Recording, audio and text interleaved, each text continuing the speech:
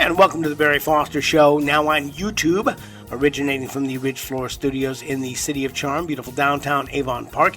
If you have any thoughts, ideas, or suggestions for our program, people you'd like us to interview, topics you'd like us to broach, just put them in the comments down below. If you'd like to become a sponsor, send us an email at thebarryfostershow@gmail.com. And please, check out the YouTube page here weekdays. We try to put up a new program each and every weekday.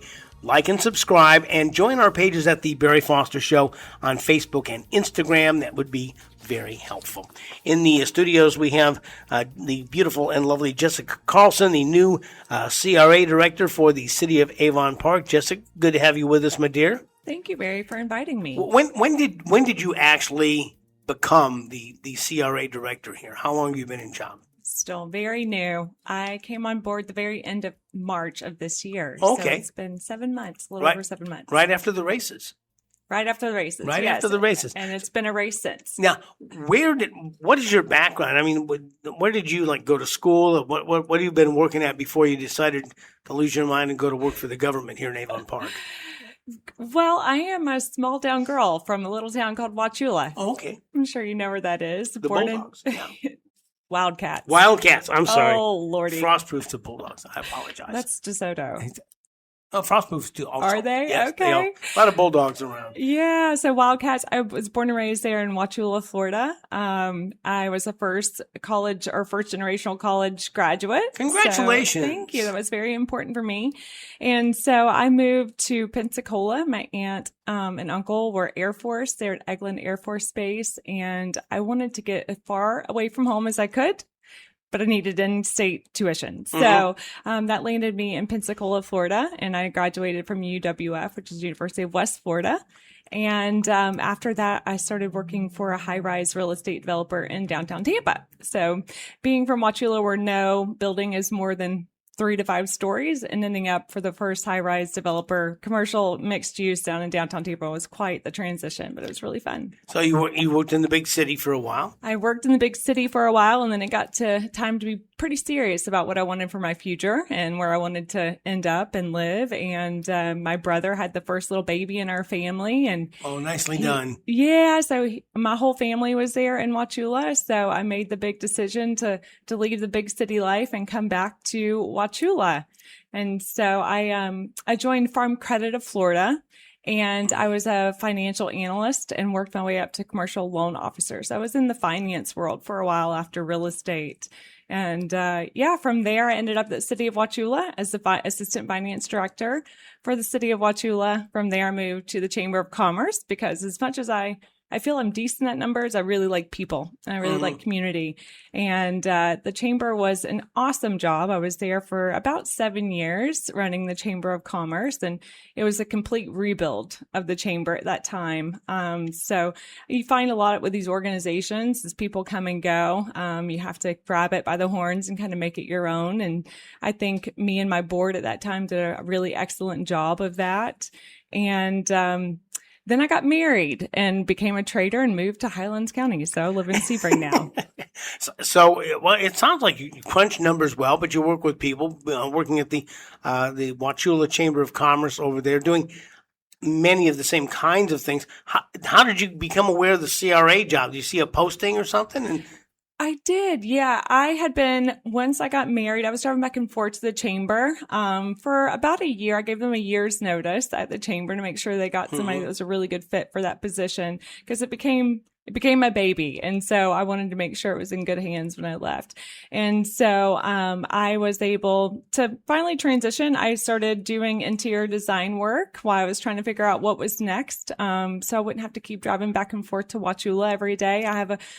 We have 3 kids together. So I have a son that was in junior high at the time, and travel ball, and trying to do all that and drive, 3 hours round trip a day, depending on what kind of traffic, which sounds crazy because it used to take me about 35 minutes to get back and forth to Wauchula, and it takes me about an hour now, which goes to show how much that's changing.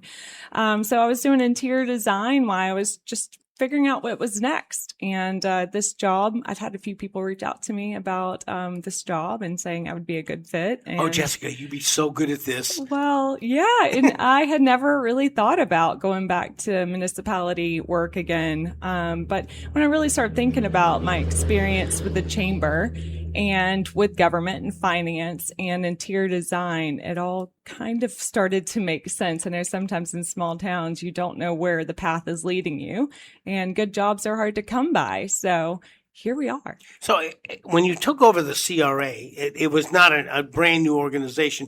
It was kind of a work in progress. There was already some ongoing projects. The two that come to mind is the fabled pickleball courts, which I think are about a year old now in their work, and a splash pad, which is even older than that. Mm-hmm. But you've taken the next few steps forward in both of those here at the recent CRA meeting.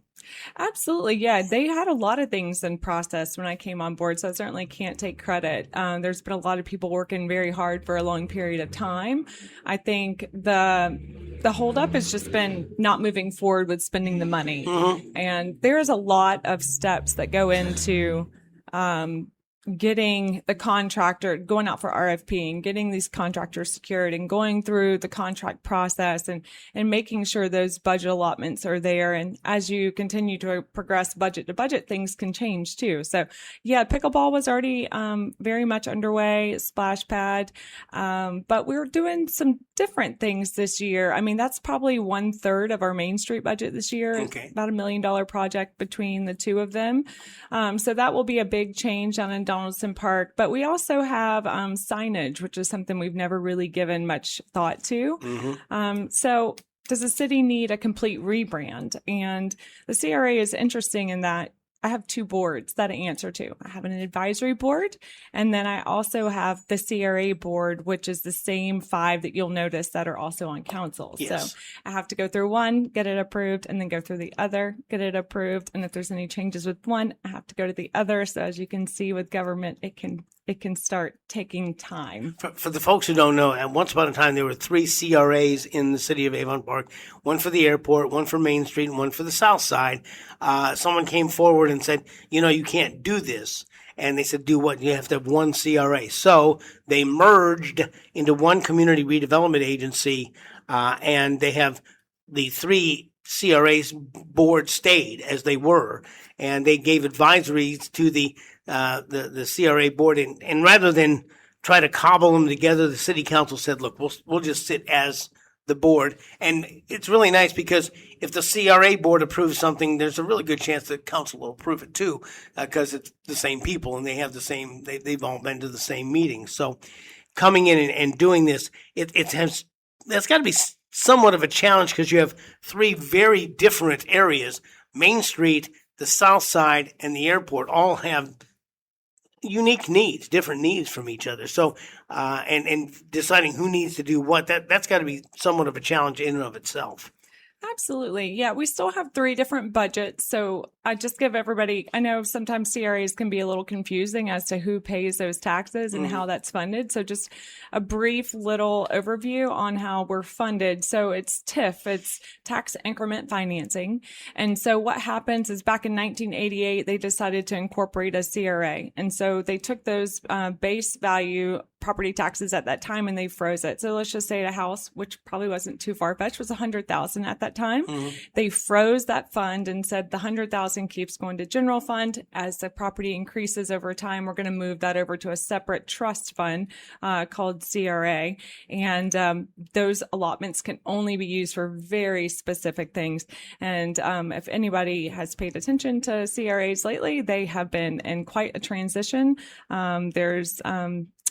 Unfortunately, some CRAs in the bigger cities have used their CRAs as kind of pet projects and slush funds for different reasons, or areas that really they're already up and up. They don't really need the redevelopment, but they also don't want to get rid of those funds either. And so I think Avon Park, on the other end of that, it took a long time to see those property values rise to a point that we can actually have enough money to use towards projects. And so the Main Street district is our largest district in terms of funding. That brings in about $500,000 a year. Oh, really? And then Southside, though, was only about $250 per year in TIF financing or TIF revenues, but that has recently almost doubled. And I think a lot of that is attributed to the industry out there. You have ABC Supply, and you've got a few like major properties out there that are paying taxes. And again, so if you don't pay taxes, you're not contributing to the CRA. And then the airport is a little different in that most of that property, I think there's about 300 acres out there. Don't quote me on that. Total, it's about 2,000 acres of the CRA. And the airport is mainly, it's owned by the city, most of that property. The FBO. Yeah, so we only get about 25,000 from the airport every year. So people ask why we can't do things out of the airport. Well, there's really not a whole lot of money that we have to spend out there. And we can't pull from other funds. CRA cannot to then use. It has to be CRA dollars or a private-public partnership for us to be able to use the money. The city attorney, Gerald Buer, for many years has been very adamant about the fact that the Community Redevelopment Agency can't do events. They can only do brick and mortar projects. Mm-hmm. And a couple of years ago, the state passed a new measure, and his assessment was we can only do brick and mortar projects, and we really mean it. Okay, so you are more or less limited to the things that you can do downtown, like the pickleball court, obviously, something, the infrastructure, the splash pad, obviously, infrastructure. And you said there's some other projects that you're looking at now, things in terms of signage. Are we talking about the signs that hang from the light poles, that kind of thing? Or? Yeah. So unfortunately, I can't do anything related to marketing, events, sponsorships. So that definitely was X. If it wasn't 2019, big changes happened with CRA. So we can't do anything related to that anymore. So basically everything that we invest tax dollars into has to increase property value somehow. And they were having a really hard time saying events increases property values. I think it does a good job of increasing pride and giving people something fun to do and loving their community, but definitely not increasing property values. So everything that we'll be doing, Donaldson Park, again, is our biggest project for this next year. That's about $850,000. And then the mall, we've allocated about $300,000 to the mall area. A mile is a very long way, and 300 doesn't go very far with that, but we're going to be doing some pathway extensions in the mall. We have already approved that. Some landscaping. We do permanent landscaping. We can't do seasonal or temporary things with CRA dollars. Some lighting. It's a big project. I was hoping to have that done by the Christmas parade, but that's not going to happen. Lighting up the trees in the mall, the center area, because as you come down the mall at nighttime, it's pretty dark. You don't really you can't really see the beauty at nighttime that is known as the mall. And then some sound. We want to get some speaker systems on the main street so that there's some soft music playing, and then we're having the Christmas parade. We can have MCs and, announcing the parade. That's something, being born and raised in Wauchula and running the Christmas parades year after year, that's something that people really enjoy. It's just the announcement part of that. Having the block parties, being able to use that speaker system. So sound, lighting, an extension of pathways, and just some beautification projects. Signage being a big one. So gateway signage is something I've been helping with on top of CRA being part of I have a very long job description. That's what little towns, you have to do multiple jobs. And so, my job description is CRA Economic Development Manager. Oh, really? So yeah. So part of what I do is also just economic development for the city and helping and partnering with our EDC and TDC and some of our other government agencies just to make sure we're a really good partner and using those dollars wisely. And so the gateway signage on 27 is not necessarily in the CRA district, but we went through the rendering process with that to figure out how we can overhaul those signs that are in desperate need of being replaced. So how far does the CRA district extend here in Avon Park? Does it go down past Lake Olivia or not Lake Olivia, but Lake Verona down here? It is pretty much like Memorial Drive up to right before Walmart's. I don't know that. Okay, name. so your gateway signage literally could be here at the corner of Main and 27. Is that within your purview there still? So that's going to be a different project in and of itself once FDOT, because we're going through a transfer process with FDOT. So FDOT is going to be transferring back Main Street to the city. And so This has been something that's been going on for a while. So is this like a real thing now, or it's for real happening? Yes. So it's supposed to happen by the end of next year. Okay. Now we all know FDOT, state, federal, they don't move quickly. So, that they do have big roadway project underway. And so we want them to go ahead and do those projects pre-planned before we get access to that. That will be a road diet concept. People, I don't think don't understand it quite yet. That's why they don't like the idea of it. But for Avon Park, especially downtown Avon Park, to ever be a walkable, safe community, particularly with all the awesome new businesses that we're getting on Main Street, a mom with a kid, I don't know, would feel safe walking around on Main Street trying to cross over with the 2-lane traffic. I mean, you know, they go 60, 70 miles an hour, sometimes blowing through downtown. So hopefully that will eliminate some of those. There was a former city manager who was here probably when you were still in pigtails and having an inkwell behind you. Anyway, he said dealing with District 1 of the Florida FDOT, he almost snatched himself bald. They were very difficult to deal with. But if you walk around in Avon, and from where I'm sitting right now, you can see that there's some sidewalk decoration. There's a little brick signage, there's little diamonds and things like that were put in as part of a downtown beautification project. There, at one time, they were going to have these large traffic arms that extended over the street, but that's a state street, so they had a little bit of difficult time with District 1. But you've inherited some decor as a former interior, I guess. Interior designers, like being a Marine, what's an interior designer? Always a material? Always. Yeah, so yeah. You probably walked around and looked at this. Where did this come from? There's a rich history of research that you could do to find out about this stuff.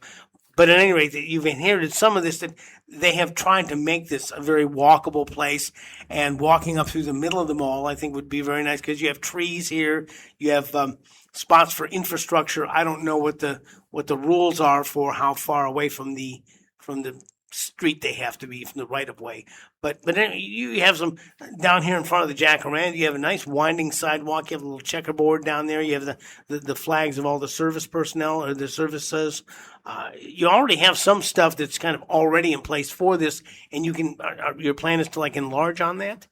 Absolutely. So Dr. Kelly, she loves the idea of down here on 27 and Main Street coming in. If you've been to Ybor or Kissimmee, or those archways that really give a distinction as you're entering our downtown, particularly our historic downtown. And so once we have FDO or ownership from FDOT, that transfer takes place, we'll be able to do things like that. Now, obviously, those things cost a lot of money, so we'll probably need to get some grant funds or public-private partnerships to help us do some of these things in the mall. When I first came in, part of my brain dumping was if we could get different businesses or legacy people in this community to sponsor different blocks that can help us expand these dollars a little bit. Sculptures, beautification, whether that be landscaping or the brick pavers or even some type of safe yard games. I mean, we've got the poorhouse over there. I've talked to them multiple times in Little Italy. They would be interested. Just having a place where maybe you could go outside and play some of those yard games to make it more of a park and less of a walk path.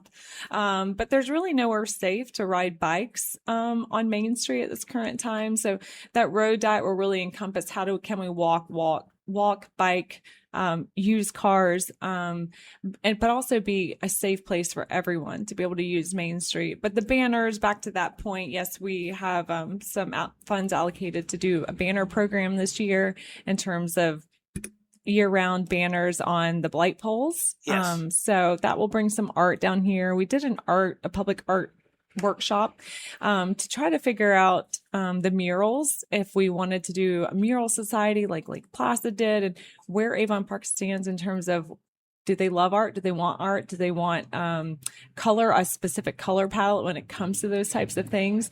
And so those are all very interesting conversations we've been having over the summer. So did you envision the Allen J. Arch leading into town, that kind of thing? Was it getting a sufficient amount of money to put in in Kissimmee? It occurs to me that their arch is more of an Eiffel Tower kind of arch. It's a structure that's most made out of steel. That it's not like the Arc de Triomphe in Paris. It's not a.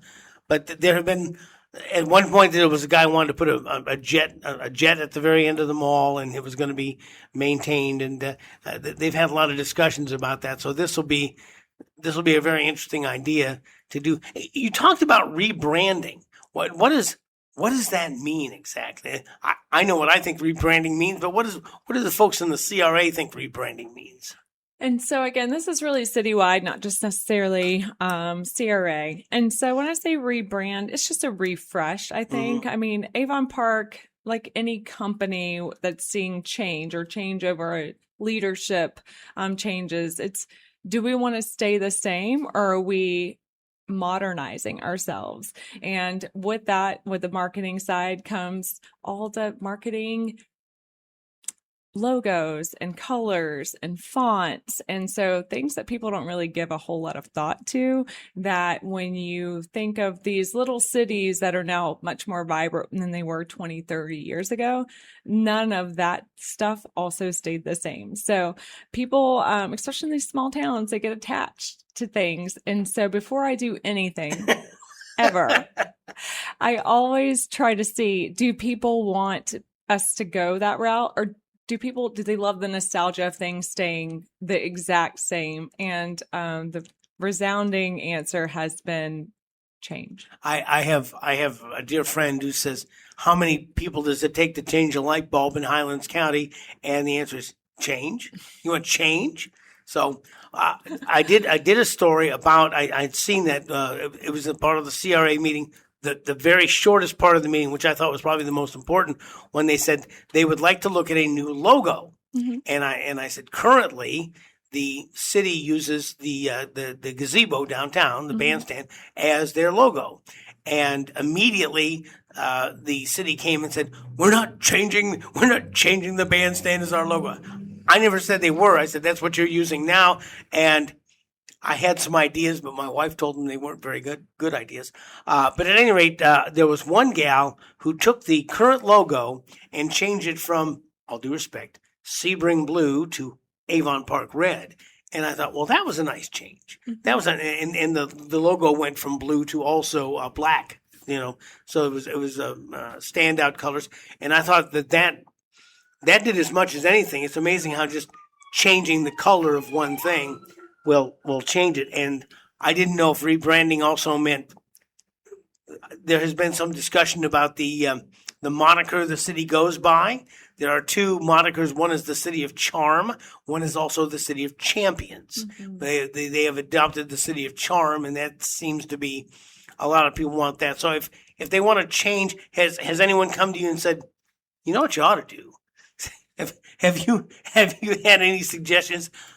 They don't want to take credit for it, so they say, you know what you ought to do? You ought to do this. Oh yeah, there's that never ends. Absolutely. No, that was actually one of the first things I was charged with, was our gateway signage on North and South 27. Mm-hmm. They're in desperate need of revamping, and sounds easy. Just change your gateway sign. Oh, sure. Right? Like, you just put the bell on the cat. Just slap something up there. It's not a big deal. Well, that's when this whole rebranding thing came about. Some people they do not feel that City of Charm fits our current environment, right, wrong, or indifferent.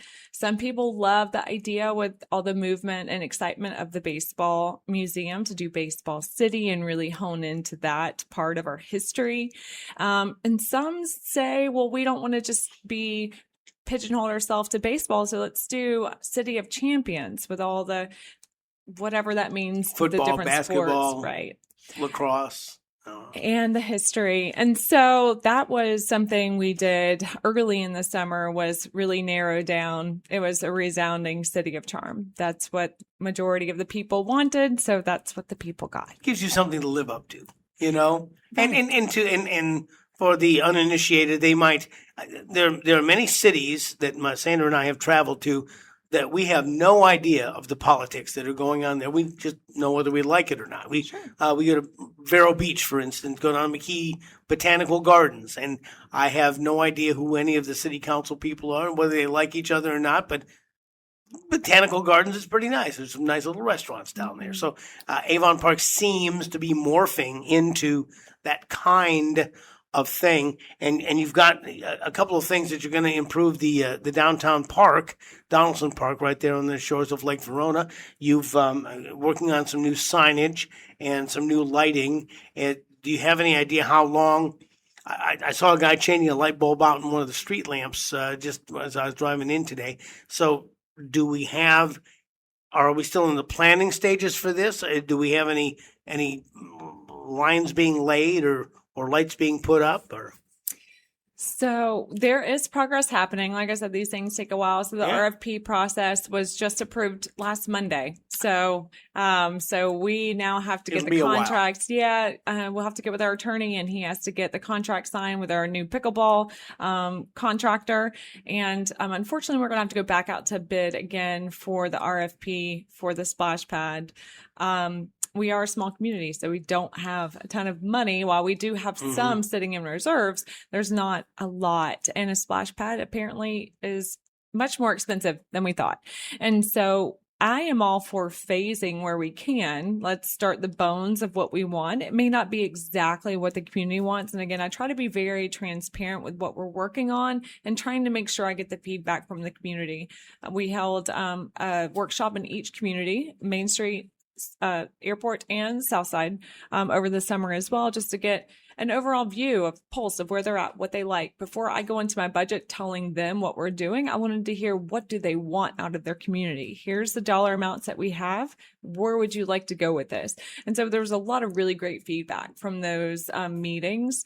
And so even with Southside, I mean, we didn't know they really want some fishing piers in Southside. So we have allotted for 2 fishing piers there in Southside. And we also, some not so fun things, need a seawall. So they're on the other side of Lake Tulane. That water is eroding all the beach that's there. So, seawall, we're going to spend a little over $100,000 on a seawall. So you can see that those budgets start dwindling down pretty quickly. But also transferring this whole signage branding not only to Main Street. Southside, there's a lot of enthusiasm in Southside. They're very passionate about their community, and wayfinding signage is also something. When you go into a vibrant downtown, it's this way is to City Hall, this way is to your nightlife, your restaurants, your things like that. Parking, we need to designate where our parking spots are. So there's a lot of things that signage is just an easy way to just show that directional pathways into our downtown. So parking is always interesting. I did find out very early in my career as a newsman that you don't have any parking if the person parking can't see the building they're going into from where they park. If you have to park around the corner, then you have no parking. We had to park around the corner to walk around in front. It's just apparently the way human beings are. And so that'll be and Avon is the city of, I hate to use this term, but the city of Sebring had this where there was no parking. Well, they found out that there were 7 municipal lots, but they weren't necessarily within easy eye shot of whatever store that you were going into. So the CRA has their work cut out from. Have you, in your meetings, have you gone like store to store? Have you gone over here to Ace Hardware, down to the Jacaranda, or over to the poorhouse, the Brickell building, and said, what are the things that would make your life easier if we put them in here? Absolutely. So again, everything I do, they put me in charge of really, I call myself being the community connector. I have access to the budget, but I also want to have access to the people and what they want. This isn't my town. I live in Sebring and I'm from Wauchula. So it really is, I want this to be something that everybody has input in. So people constantly see me out here walking Main Street. I'm usually, if I'm in flats, it's because I'm walking Main Street, trying to stop in, businesses where I can, just if not only just to introduce myself. Unfortunately, up to this point, the CRA hasn't had a ton of opportunity in terms of grants to help businesses. So other than me just introducing myself, giving them my business card, they always have my cell phone number if they need to get a hold of me. But now on last Monday, we expanded our grant program for our businesses. And so we went up from, they were only allowed $2,500 was the max grant for CRA for a business per storefront. We're moving that up to $170,000 this next year. That's quite a jump. That's a big jump. Now there's a tiered system. So we were doing 100% up to $2,500. We were giving homeowners $5,000. And so really what the CRA has been doing, which was beneficial, in the time that they started implementing that program, was painting residential homes. What I've come in and found is there's not been a targeted block. So you're not seeing a whole block expanded at one time. So we're just trying to regather our resources and make sure that let's do block by block, or at least have something in similar areas where we're seeing change, and we're scattering them all over the city. While it's not a big city, if you're doing it one here and 10 blocks over a house painted here, it's just really hard to gain consistency and see measurable progress that way. So it'll be a 50% matching grant up to 100,000, and then it tiers down. So it's 25% matching, and then it goes to 10% up to $1 million. So some of these much larger buildings that need a lot more work, there is opportunity there to use some of these CRA funds to be able to help them do these renovations that will make a measurable difference on Main Street. There are a number of organizations that are complementary in this. You have the Community Redevelopment Agency, which is brick and mortar and doing those kinds of things. You have the Chamber of Commerce, which is really getting new businesses and helping with the business, which kind of interfaces with your economic development role. And then you have the new Main Street program, which appears to be much more special events and that kind of thing. How do the three of you coordinate to get it's I guess, like, to use a football analogy, it's an offense, defense, and special teams. Everybody has their own job. Do you guys get together and say, look, we can do this, you have to do this, you have to do this, and I'll do this? Is that kind of the way it works?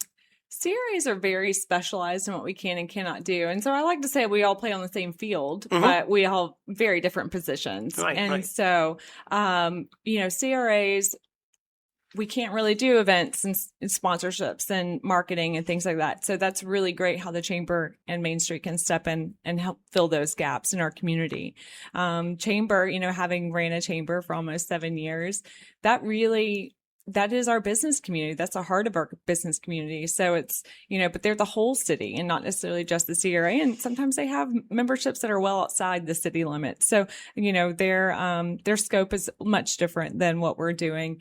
And then Main Street's getting their feet wet and figuring out where they're going next. But it sounds like they're doing a great job. So I'm happy to have them in town. If one of these organizations who can do special events came to the CRA and said, you know what, we have this one area of town where we could do special events, but we would need some more curbing. We would need some more lighting. We would need maybe some decorative flower pots. What the brick and mortar that you can do, is that the kind of way it works? Is that, look, we can make this space better for you to do what you're going to do, and then the area around it becomes more attractive to business. As they say, it reduces slum and blight, as the CRA is supposed to do. Those are the two magic words. Yes. And so, of course, we want them to be part of these conversations as we're planning out our budget years, to say, this is our focus for the next year, or maybe the next 5. Some of these projects are not going to happen. I'd love to say Donaldson Park is going to be done by the end of the year. It might not. That splash pad may roll over into next budget year. And so we may transfer some of those funds this year to something else or keep it in reserves. But of course, having them part of that conversation to say, this is something we really need, our community wants, and and then coming to these meetings, giving those input so that we can start scheduling those funds to go towards those projects in the future years. So as you came in and we were talking about rebranding, is that also rebranding the CRA, or did you create a vision? Did you inherit a vision? How much leeway? How much they let you have your head to kind of say, listen, Jessica, you go ahead and take care of this for us. Okay, we've got bigger fish to fry. You take and bring it back to us. We want you to stay in this lane, and so you figure out what you want to do and just move ahead with it. Dr. Kelly has been an amazing mentor. She's very intelligent. She's got she's a good visionary, but she's also a wonderful boss. And so she's given me the reins to do what she knows I'm capable of doing. And so it's pretty much, hey, here's your budget. Here's your skill set. You go figure out what that means to you, which has been really important for us to see the quick change that we have seen in 7 months. We've shored up our budget. We've allocated our projects for this next year. And we're in a rebranding process. We've got our gateway signs finalized. We're in the middle of next going out for logo feedback, which will always be interesting.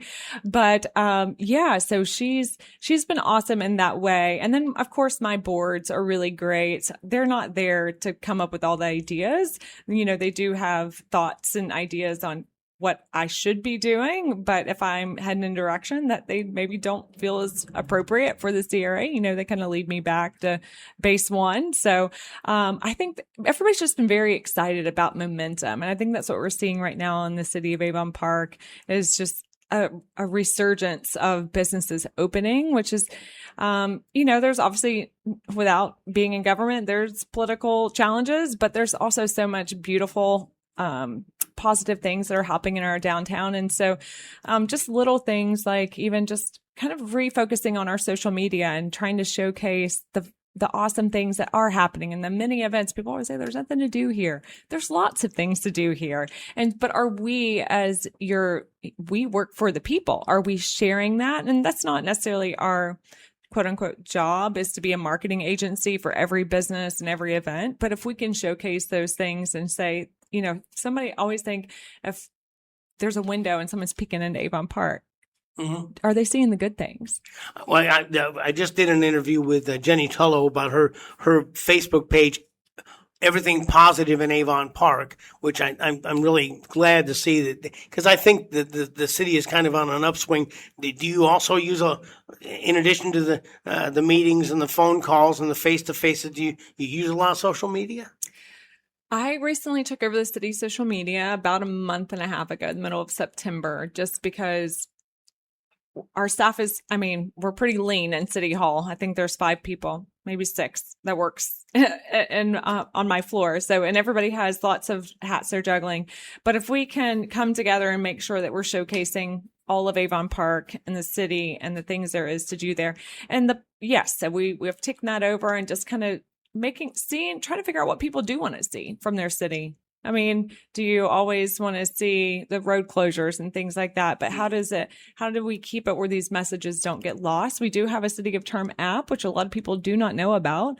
And on that app, I actually have that on my phone. Good. Yeah. It's super helpful. You can pay your utility bills on there, but it also is going to let you know if there's a road closure, if there's a boil water notice, and some of those things that we don't like to hear about, but they are important to know about them. And so social media has been an easy way for us to capture events and just throw them. If you go to our City of Avon Park Facebook page and then go to more and go to events, I try to put every event that is in Avon Park underneath the city's events. So if people ever want, they can tag the City of Avon Park, and we try to make sure that everybody gets on there. Yes, over the weekend, we'd been at an event, and we had heard they were serving cobbler at the Historical Society. We came down, and the road was closed. I said, but that's okay. I was born at night. It just wasn't last night. So we drove around Bagwell Lumber and came around the back way, and we were able.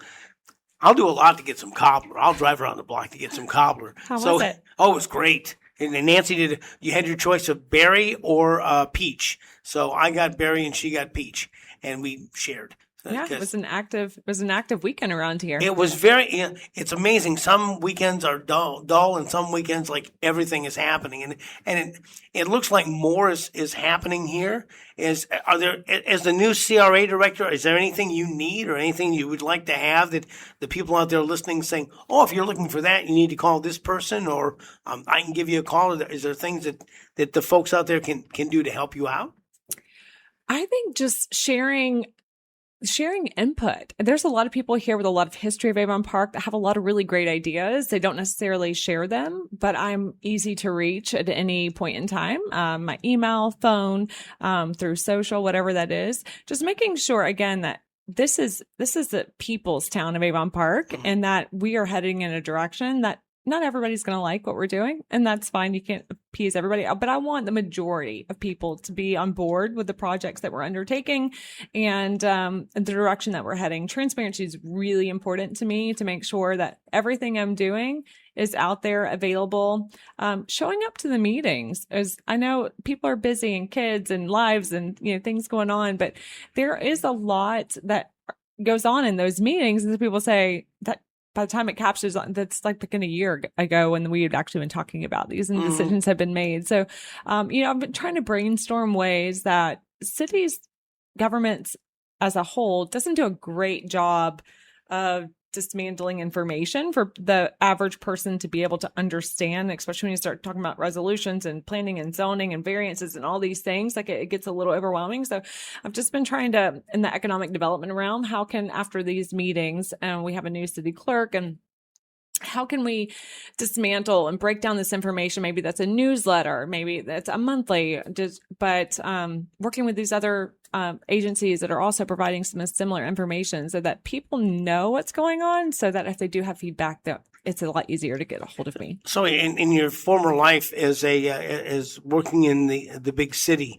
have you been able to reach out to any of your big city people and say, we have a really nice little opportunity here in this small little town that you might find very interesting, and trying to get some economic development from some of your former connections over there in the big city?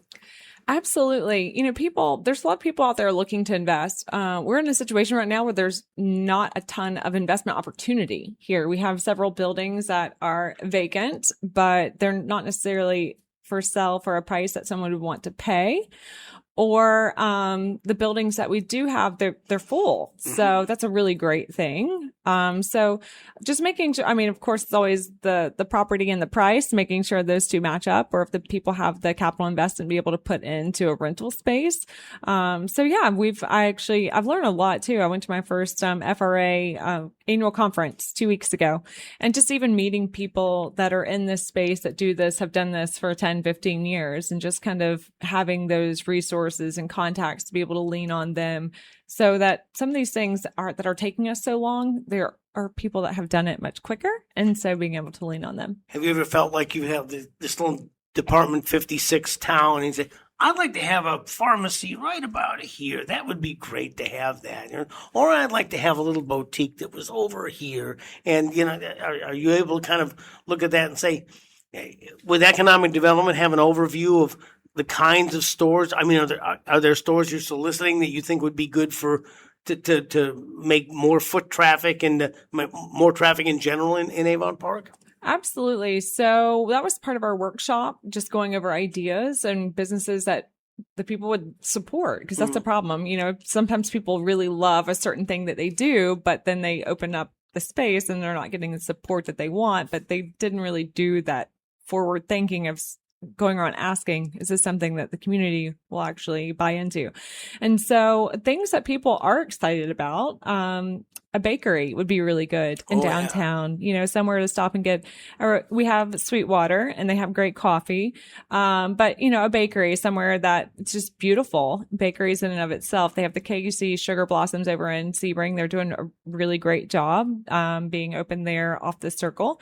A boutique, fitness studio, whether that be Pilates or yoga or something like that, bringing that that stay-at-home mom crowd down to downtown during the middle of the day when our boutiques are open would be really helpful. We always hear, is there I want something for my kids to do. Mm-hmm. So having some type of children's museum or something interactive, and we have, thankfully, the library right here on downtown, but somewhere, interactive for kids to play during the day for those smaller age groups.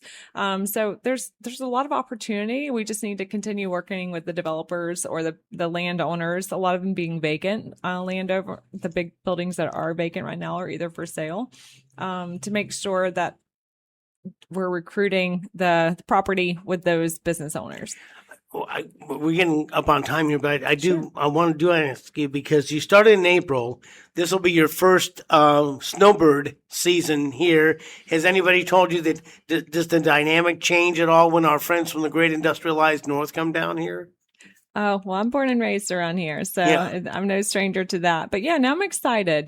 People, they bring a lot of dollars to our communities, especially these restaurants that are a little slower during the summers when kids are out and people are traveling, vacations, things like that. So I'm excited to have our northern visitors down and that are there. I promised Jessica I was going to get her out of here in time for her appointment. So if folks want to get in touch with you, is it best to call City Hall? Is it best to go to the Avon Park Facebook page? How do they get in touch with you to talk with you and find out more? Absolutely. You just go to avonpark.city, and they did a pretty good job with their website, and there's just a CRA tab. You click on CRA and it's got all my information right there. So avonpark.city. Jessica, thank you so much, and best of luck as the new CRA director. You've been listening to the latest edition of the Barry Foster Show, recorded at the Ridge Flora Studios in the City of Charm, beautiful downtown Avon Park. Any thoughts, ideas, or suggestions, topics you'd like to talk about, that people would like to interview, just put them in the comments below, or drop us a line at thebarryfostershow@gmail.com.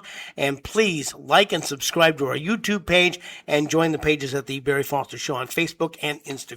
As we continue to look for truth, justice, and the American way, this is Barry Foster, and we'll see you next time.